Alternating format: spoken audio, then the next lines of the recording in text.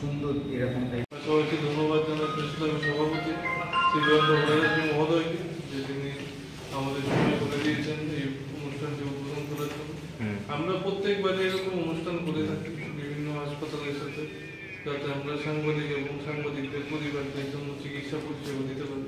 বিগত কয়েক মাস আগে আমরা চক্ষু শিবিরটা করেছিলাম, যেখানে হিউজ টার্ন আউট হয়েছে।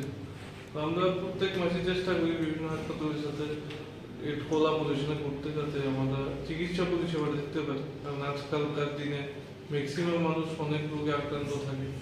তো সবাই ভালো থাকুক, এটাই আমরা চাই।